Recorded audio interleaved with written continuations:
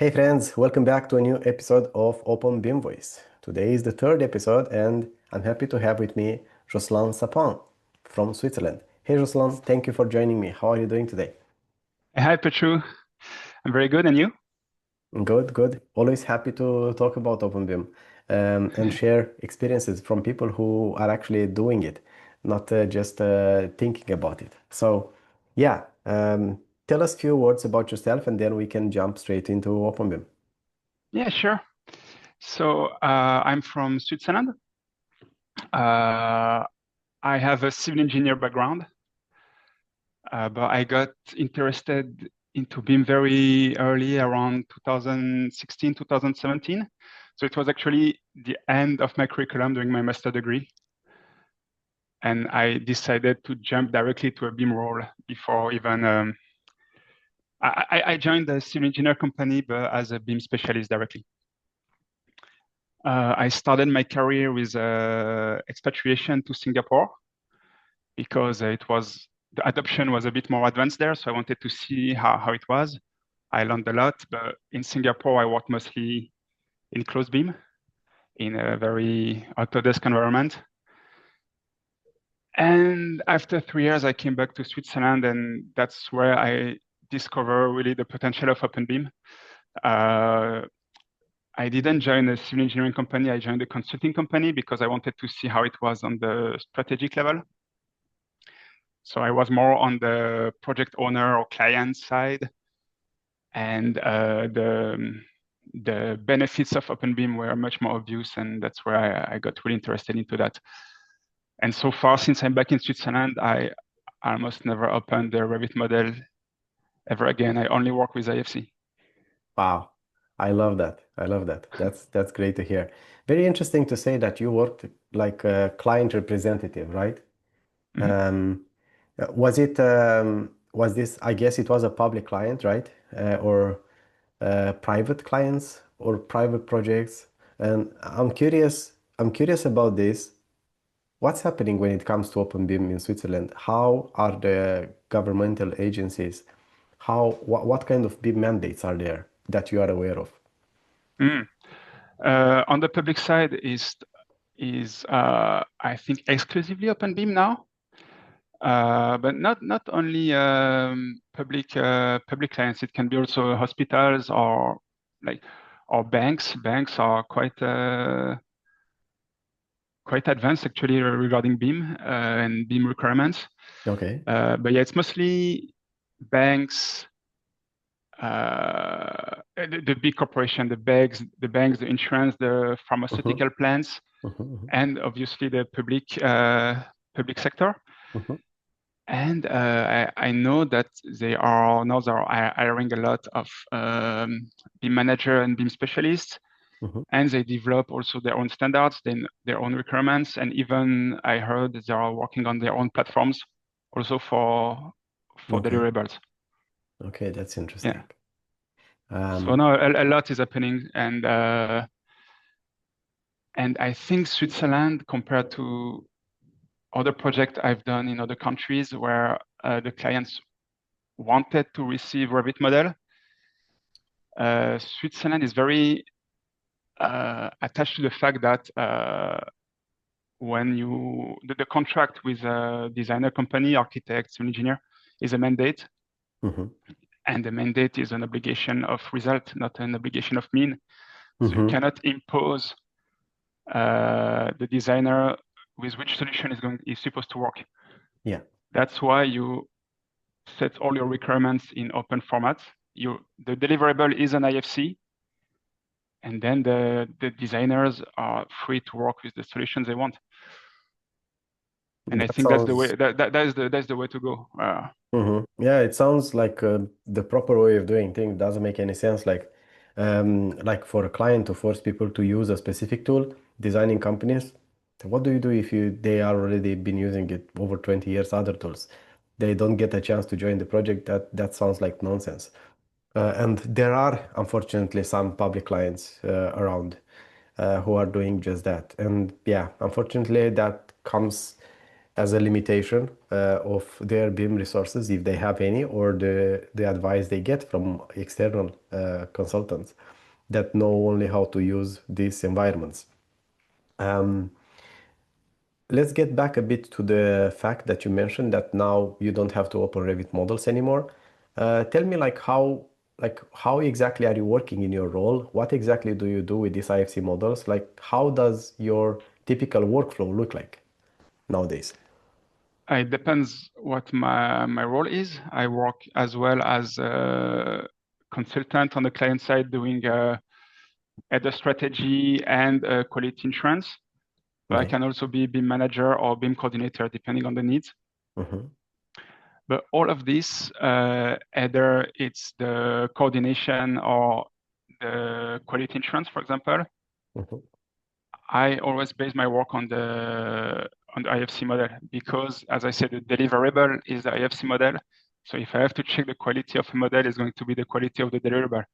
Mm-hmm. Uh, the quality of the Revit model or the ArchiCAD model is the problem of the architect, not the problem of the client. Mm-hmm. Mm-hmm.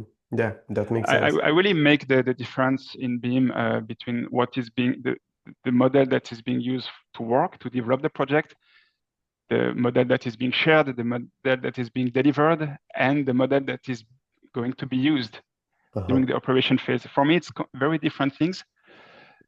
Even though if there is a continuity between all of those items, uh, you need to know what you're talking about when you talk about format and requirements. Mm-hmm. For sure, for sure. So what kind of use cases do you see the IFC models are used for in a project you are involved in? You mentioned like to quality assurance them, but what for? What kind of data and what is the use for this data by different stakeholders? Yeah. Um, it's of course the end game. We are always talking about facility management or even going CAFM, building operation system. Mhm. Um, I am trying to. I changed my point of view recently about that. Actually, Okay.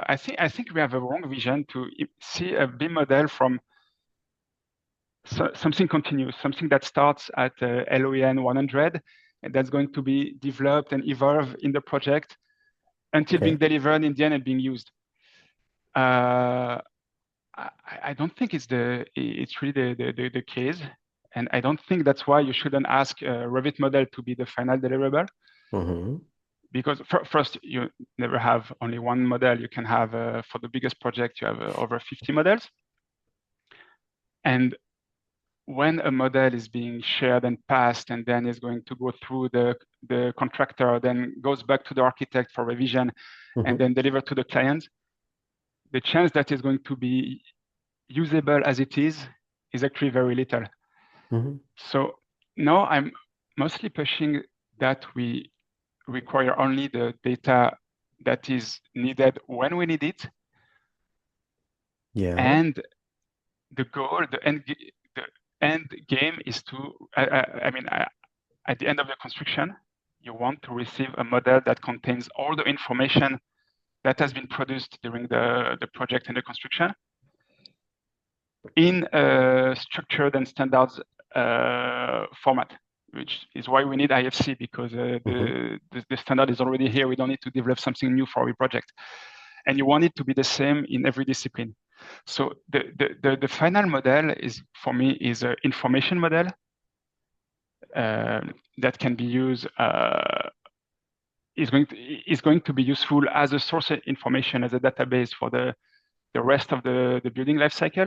Mm-hmm. But if you need a FM model, for me, it's more interesting to also another point. Sorry, I wanted to say before uh, to make an efficient FM model, you need to know which solution, which system you're going to use.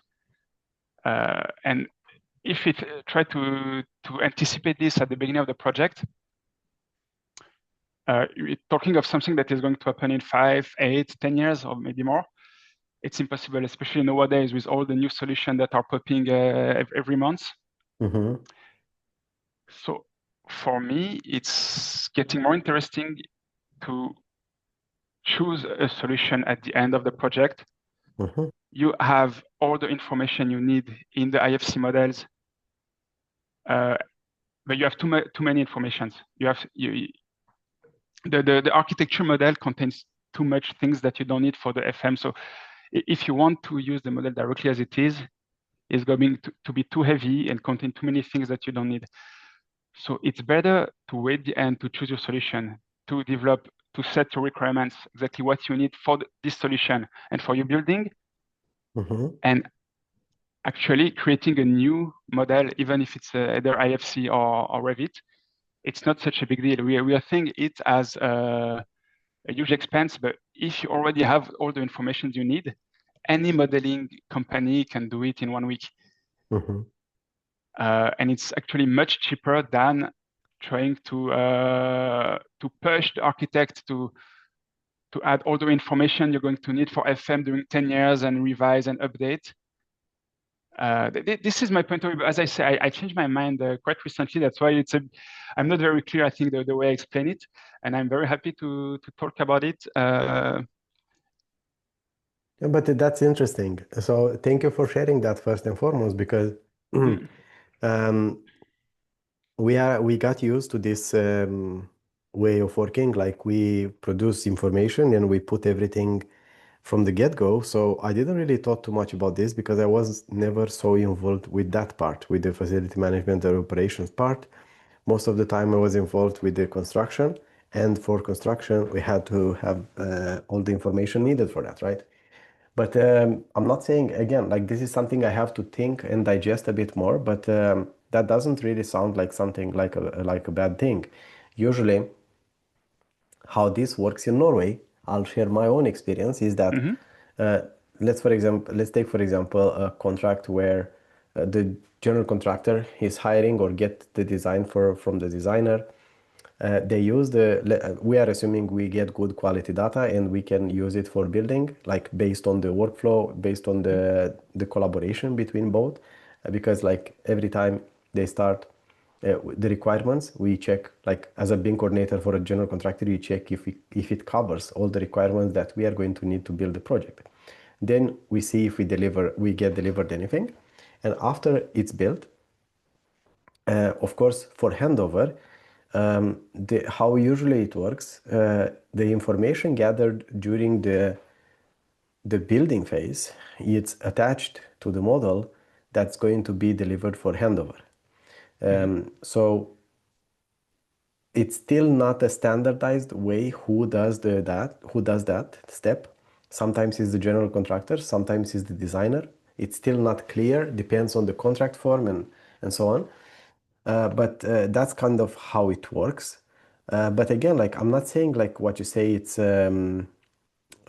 doesn't make sense, because it might make sense actually.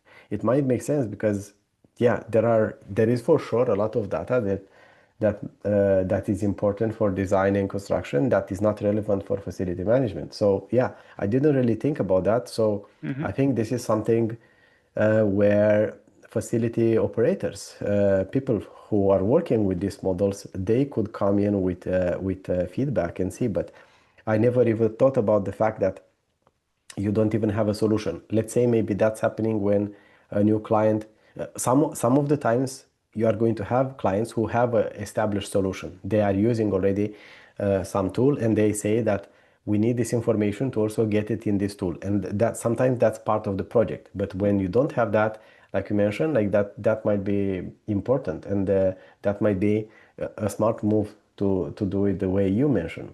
And yeah, again, like it shouldn't be such a big difference if you deal mhm, with people who master these things and don't guess when they export things. It shouldn't be so difficult to prepare templates for different kind of exports, and they could be, some of them could be for the construction phase, design and construction, and then to add, eventually to add information during what's happening in construction and deliver that, or just the information that is relevant for facility management. Again, I'm not sure. This has to come from, I think, like you mentioned, is going to make a big difference depending the tool that you are using, how good it is, if it supports even here in the first place IFC models, and the amount, how it's going to process the amount of data and stuff like that. So, but it's an interesting thought, and I agree with you. Like when I'm thinking, I think we have to get to a point where we don't think about models, but we think about a big database or database of information that we have about our projects, uh, about design and construction that we can just tap into for our use case. And in this case, facility management is going to be a use case, right? I'm not sure how far we are for that when it comes to that, because yeah, just thinking about files is not the best approach, but at the same time, I'm not sure how good are the tools to deliver on that. So yeah, it's an interesting conversation to have for Yeah, sure. And I'm going to have some guests on facility management, so maybe I remember to ask them about this. But yeah, if it's one thing that is extremely important here, is the fact that we should involve more the people who are going to operate these facilities, because they don't get to say uh, really what they need, and that's sometimes even their own fault. They don't want to hear about BIM, they don't want to get involved. yeah, Sometimes the management of the project is not involving them, and sometimes the designers are just letting them completely outside, which is not good either, right? So it's extremely important. Their needs are extremely important, but they have to also understand and take responsibility for involving themselves in the process. So again, like this is part of education, of understanding how information should work and so on. And the sooner we learn about these things that are necessary, the earlier people can upskill and try to do something about it. But yeah, it's a very interesting and important chat, because yeah, this can set the pace of a project. This can make the difference between finishing the project in time or going over the budget, right? So very, very interesting stuff. yeah, absolutely. And yes, involving the people from facility management, but as I say, 90% of the time, you ask them what they're going to need in 10 years, they don't know. And it's normal and it's okay. But Mhm, then when they don't know, we say, okay, but we are not going to ask stuff that are for sure going to change in the future. So what we want is to have all the information that has been produced available, and mhm. especially to know where to find that information. That's the most important. Yeah. Uh, I need to be able to extract that information with a simple rule, and in every model of the project, it has to be the same rule. Mhm, We cannot have every designer putting the correct information but at a different place. And mhm, this is why an open format is essential. mhm, mhm. And Yeah, yeah. I mean, a standardized open format is like Mhm. IFC. Do you see any other reasons why, especially public clients, I guess, because most of the time, like private clients, if there are not a hospital or a bank or something like that, most public clients are owning an apartment or something in a building. Hmm. So I think like when we talk about housing, it's kind of different. The impact of the facility management information is not maybe so critical as for a hospital or something else, right? So production plant, stuff like that. So Yeah, do you see any other important aspects regarding why openBIM is the right approach? Do you see any advantages of openBIM, and why not, for example, for let's say a Zurich municipality, why shouldn't they stick yeah. to Autodesk environment, and why should actually give me some reasons that you think about they should consider openBIM instead of pushing for a specific tool, let's say. Yeah, not just public sector, private. Is the same point.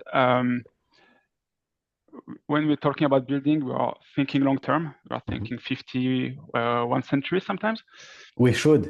I don't We think we should, think, we yeah, think so much about that. yeah. In Europe, maybe, yeah. In other countries, it's more like 20 years. But let's say we are thinking long term. Mhm, Even if you're not going to use the file yourself, if it's just going to archive, it stays a source of information, a database that even if you're going to archive it, you need it to be in a format that is still going to exist in 50 years. You have no guarantee that you'll still be able to open a Revit file in 50 years from now. When it's open source, there will always be a solution to open it and extract the information. And that's the number one reason to ask for IFC deliverables, in my opinion. Without a license too, I feel obliged to add here, like Yeah, without a and for license free, either, yeah, because exactly, yeah. otherwise, like let's assume like most of the time this data just sits there for years. Nobody really uses it maybe so often, unless maybe after 5 years or 10 years when they want to modify something or something they have to fix and so on, right? So most of the data is going to be stagnant, and just to be able to access that data, you are going to need some licenses. Why? Why to have some specific licenses where you can choose whatever you need, either free tools for depending how light and complex is the work you have to do and so on. And so yeah, I think that's another important aspect, because I heard about public clients having like all the BIM people have a Autodesk license, and that's they require on the project. And of course they have to have that, but they don't have to produce information. Like that shouldn't be their job. They should just audit the information, and they shouldn't need this kind of tools for that. Yeah, please go on. Sorry for interrupting. And no. And another point is quality insurance. It's much easier to check an IFC model than a Revit model for quality. I've done once quality insurance on the native format files. It took me 3 times as long because you cannot make a rule-based check. It's hard to really set the criteria. Like when in IFC is a standard, so you know how the things are supposed to be. And it's much easier to say this is correct, this is wrong, than in a Revit model. It's not really correct, it's not really wrong, it's just your way of doing, and the clients want something else. And we can talk about IDS. So when there is clear requirements from the clients, of course you run an IDS, and you can check 100% of the data contained in your model if it's as expected or not. But even when there is no clear requirements, I have an IDS template that I run. It's the first thing I do when I receive an IFC model is I run my IDS template on the common things, like the common properties that you're expecting to find, the is load bearing, is external, these kind of things. And in 10 minutes, you have a very good vision of the general quality of the model. And this is, I think this is also, for my task, it helps a lot to be able to check open formats, yeah. Yeah, and I think another reason which we don't discuss too much about it, there are some disciplines where Revit is not the main tool for that. Like if you look at the electrical stuff, I think MagicCAD or something like that. I'm not really familiar with that, but there are specific tools for some disciplines that actually are extremely important for some disciplines, and it would be crazy to force somebody to deliver you in a format that they don't work in, because I completely agree. Yeah. So there are like the more you work, like if you include mechanical and other stuff and so on, not everyone really lives in an Autodesk environment. Exactly. So, and I can tell you, I've been talking with some company about it, and what they do when it's the case is that they are going to work and model with the tools they are used to. And in the end, before the delivery, they are going to contract another modeling company and ask them to make the Revit file. And this is talk about efficiency in AEC. A lot of designers do this. So that's, again, it pushed my point that it's not that complicated and expensive to make a new model from scratch. So much waste. That's crazy, man. It removes all the point of BIM. Yeah. Wow. Okay, I don't want to make this like a sad discussion. It's definitely something that's not efficient. I hope people understand that's not the best way to work and deliver on a project. Is that like you cut into your margins as well, instead of just investing in upskilling your staff to learn how to do these things themselves. Yeah. So it's crazy. Exactly. Yeah. What other important things, other important aspects you see when it comes to openBIM adoption in Switzerland? Because I would like to learn more about how it's happening, how the transformation goes when it locally, and where do Yeah. you see openBIM heading in 2026? Hmm.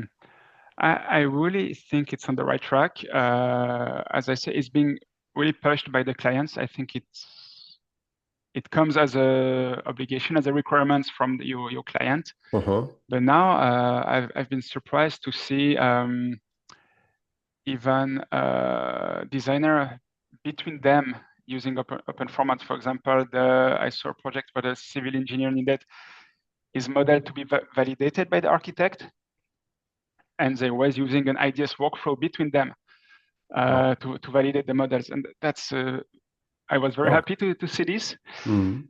And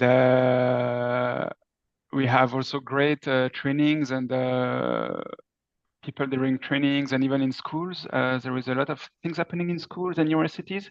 Mm-hmm. I think it's going the right way. And I think that the more you use it, the more you understand Mm-hmm. how important it is. And I understand that a lot of people had a first bad experience. Maybe the first time is a bit confusing.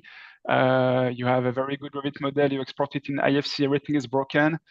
Uh, but If you just stick to is click to export to IFC, is that's what's going to happen, of course. exactly. It's just a matter of box to tick and a Mm-hmm. few settings. Once you understand it, Yeah. it becomes obvious, I think. So I'm not worried for the future about Mm-hmm. openBIM.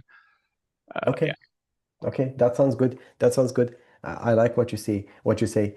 Uh, Something very interesting, because I see like, of course, people are going to get frustrated because um, this is a skill that is not taught anywhere or almost anywhere. Like there are very few places where people can learn. They have to invest their own time and learn by themselves most of the time, right? So you mentioned something important there, education. And I think like this is kind of the trifecta that we need in this for OpenBIM to succeed. It has to start with the client always. If the client is not requesting OpenBIM, it's not going to happen. There are very few proactive companies, designing companies or general contractors to go and use Yeah. OpenBIM. Like I'm not sure if you can find maybe 5 or 10 in the entire world just because they see the value. It's not going to happen unless something really special happens there. So everything starts with the rhythm, the tempo, the expectations the client sets, right? So everything starts with that. Then to get there, we need a lot of um, cultural shift, cultural change, and that involves education. That involves that a lot of people have to understand that there are other ways of delivering, of doing things, right? So I think this is extremely important because I was thinking like, what is actually like building smart has these certifications and so on, but actually this is a great use case because this helps a lot of people to understand the basics of what is expected in an open BIM environment. And of Mhm. course, if people are putting resistance to that and don't get educated at least to a basic level, then nothing is going to happen. And you mentioned like universities and people upskilling and so on. I think this is extremely important. If you don't, if the how to say the average open BIM knowledge and potential is not taught and people don't understand it, of course is going to be more resistance and very little happening. So what you mentioned, actually, I see also a lot because I have quite many friends now from Switzerland, and I see many of them are teaching at universities about Mm. IFC automations. Building Smart chapter of Switzerland is quite active as well, and a lot of Yeah. people are getting certified. So that's kind of like the starting point, and then things are starting to happen because people don't panic anymore when they see a project where their client requests IFC models. They go and look a bit into that and see how they can do that, how they can deliver. Now there are also many people they can get help from. So I think this is important. And again, like I didn't plan this; it just came spontaneously to me because it's I see like every time I discuss with somebody on this podcast right now, I start connecting more and more dots. Like Mm. my brain right now, when it comes to OpenBIM, is like a big graph database with a lot of dots in many directions. And the more I speak to more experts who are sharing their experiences, the more dots I connect between them, and I understand better how things work and how this kind of things could help with this. So sorry for the derail. Let me No, ask you no. something else. Yeah. Because I didn't, I wasn't, I was thinking that before understanding better the importance of mass education, I was more of the practical kind. Hey, you want to do, but you can't do anything if you don't understand the basics and if you don't see the potential. Because like everything starts there. Like very few people, the people who are going to start to do things, they have to first have a basic understanding and level. They are not just going to jump and fixing IFC models if they don't understand that about how information should flow and why it's important for somebody working in facility management to actually get the information from them and how they can do that, right? So on top of this, the education, do you think is there anything else that we could do to speed up the open BIM adoption? Like something, if it's one thing that you would do to make a big impact, a positive impact for open BIM adoption? Hmm. Good question. I think what you do is already great. Thank Your you. LinkedIn post, I'm sure, are inspiring a lot of people. Um, I I think most people that went into openBIM didn't do the way you just said. You learn how it works and then you try. It's first you're forced to use it. It doesn't work the way you want. A lot of people in BIM are a bit geek and they like to understand, so they try, they do, they fail, they understand better, they try again, and I think that's how most of us understood Mhm. uh, openBIM. I remember the first time I got interested into openBIM, I went on the Building Smart website and I tried to read the documentation. I gave up IFC very fast. documentation. You mean Yeah, IFC yeah. documentation? Yeah. It was in 2017. I gave up very fast. I'm not a programmer. I couldn't understand anything. And it's Yeah. just by tinkering a bit with IFC Hmm. model to understand, and Hmm. that it came. And now I think it's pretty simple. I still don't understand why we haven't a simple way to explain it when it's actually not that complicated. Yeah, but Uh, it involves, it's very broad, it's very complex. It involves many aspects, which are not yeah, so easy to explain in a simple concept. That's the first thing, because you have to yeah, understand many things. Like, yes, you can narrow it down to IFC model, but before that, people have to understand why they it's should true. do Yeah. that, and other aspects, like how they do it in different aspects and which other aspects are important and stuff like that. So again, like Hmm. it's not easy peasy. And you mentioned like it's interesting that I agree with you. You and me have learned practically. But for that, you have to find something like we did that. You mentioned the geekness, but not only the geekness. For me, it was not enough just to be a geek. For me, I need to be very curious about one thing and to see, to believe that that thing has a big potential to impact. If I Hmm. don't see a potential for a big impact, scalable impact, I'm not wasting my time. So that's what I saw. And I was lucky enough that the time when I discovered openBIM, I discovered it from the lenses of somebody who really practices through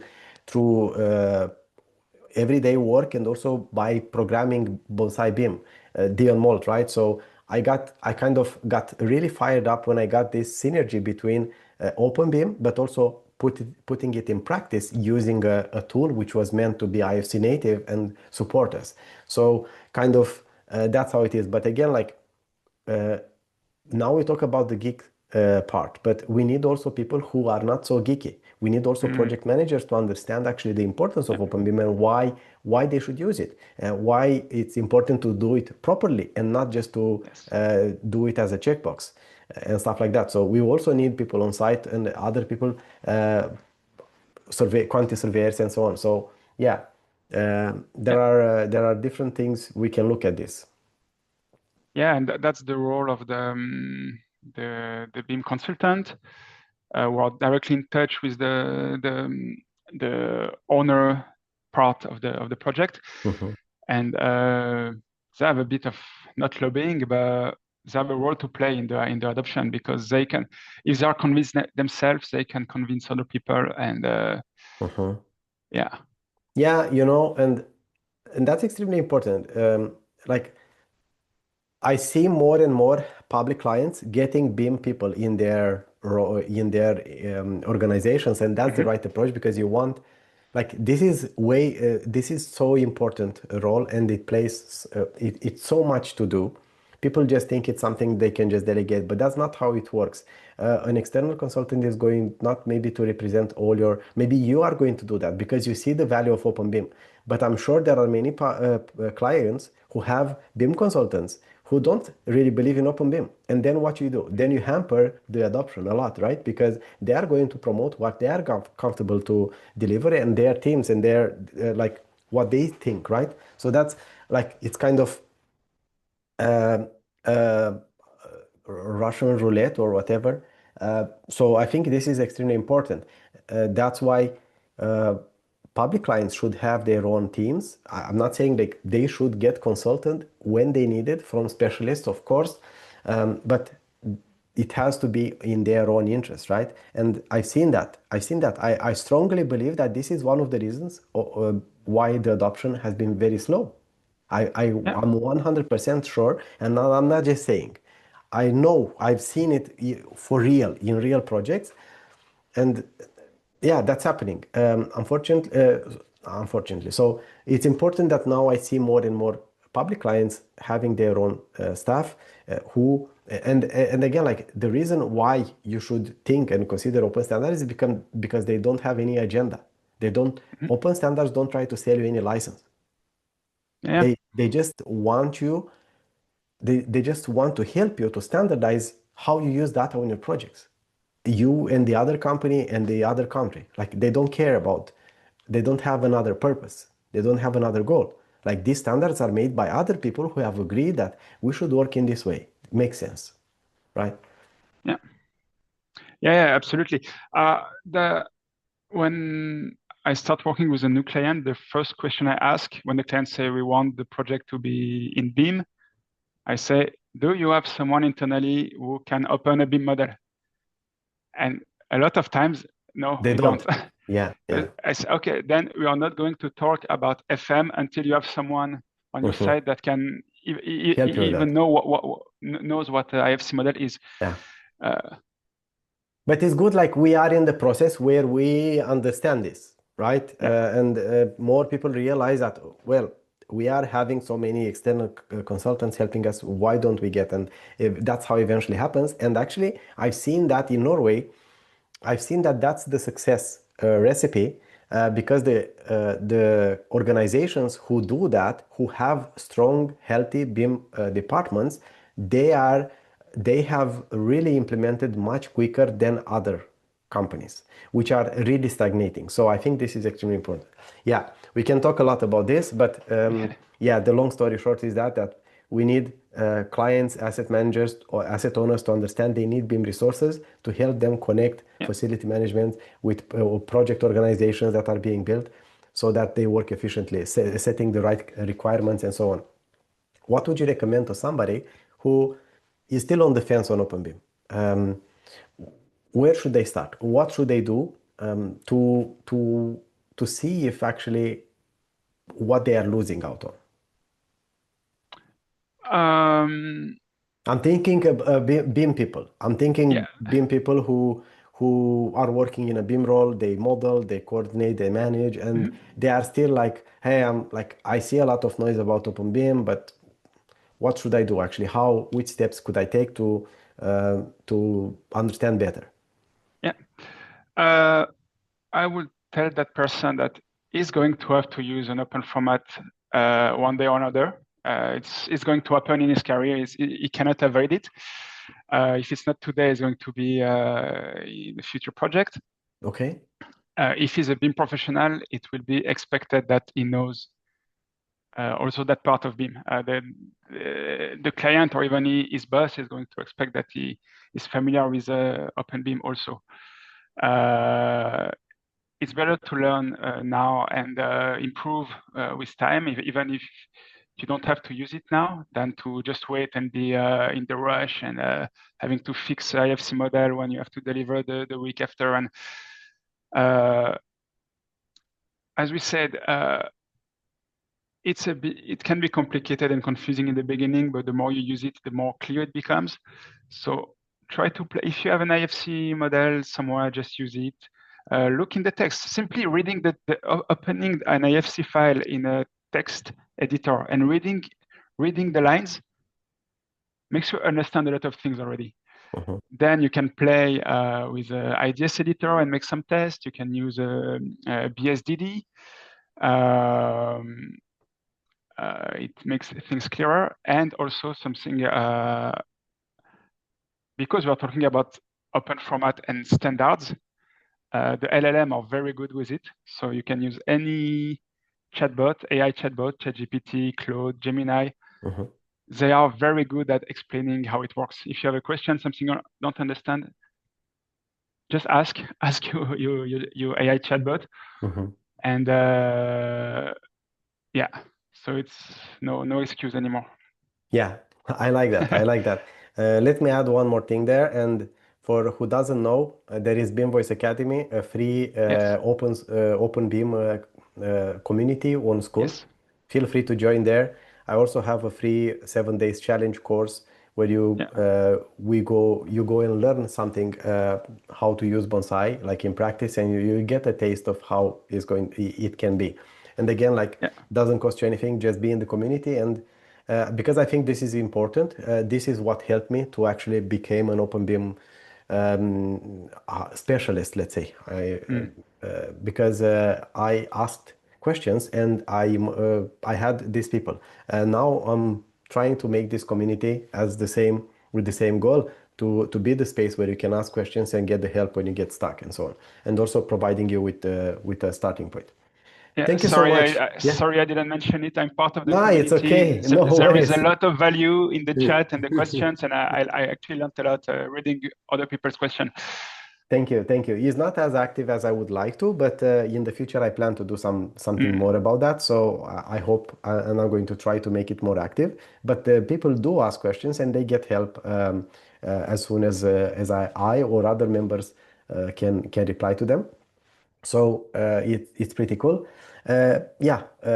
Thank you so much, Jocelyn. It was very nice no, chatting you're with you, okay. It and was a pleasure. very nice to see your specific opinion from Switzerland. I think it's also important to see how OpenBIM adoption is happening in different countries and in different contexts, because some people, like even Yeah. from the same country, are going to see things differently because they are involved and exposed to different projects, different organizations, and so on. So I think this is really cool, and this also proves me that OpenBIM Switzerland is one of the countries which is really betting on openBIM. I've seen this Mm, from multiple directions. It's still like not fully national, but I see many initiatives and many things that are happening and going this direction. Is one of the leading countries. mm, If you ask me right now, from my information, from the information that I gather okay. from speaking to people around in Europe. So keep doing that, keep promoting openBIM, and we stay in touch. Thank you so much. Thank you. Goodbye.